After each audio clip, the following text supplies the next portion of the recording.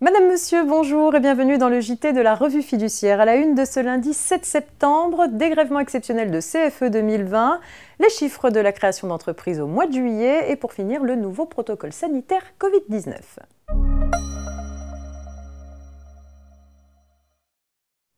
Dans le cadre des mesures d'urgence économique liées à l'épidémie de la Covid-19, certaines entreprises dont le chiffre d'affaires annuel hors taxe de l'année de référence est inférieur à 150 millions d'euros peuvent bénéficier d'un dégrèvement des 2/3 de leur cotisation foncière des entreprises 2020 sur décision des communes prise au plus tard le 31 juillet 2020.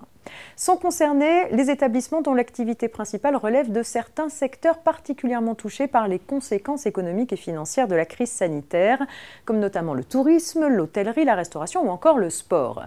La liste précise des secteurs éligibles a été publiée par décret.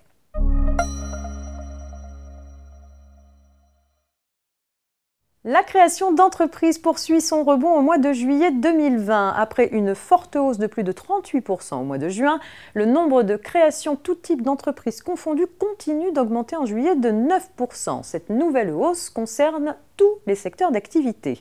Alors que ce secteur est en grande difficulté du fait de la crise sanitaire, elle est particulièrement forte dans l'hébergement et la restauration, plus 42,2%, et dans les activités de service au ménage, plus 15,9%.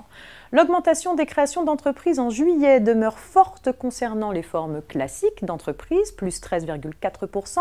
Elle est plus modeste s'agissant de la micro-entreprise, plus 4,6%, même si près de la moitié des demandes d'immatriculation émanent de micro-entrepreneurs.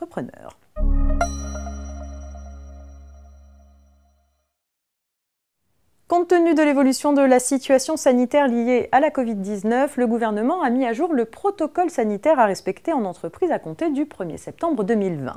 Parmi les mesures incontournables, vous le savez, la systématisation du port du masque dans les espaces clos et partagés tels que les salles de réunion, les open space, les couloirs, les vestiaires ou encore les bureaux partagés.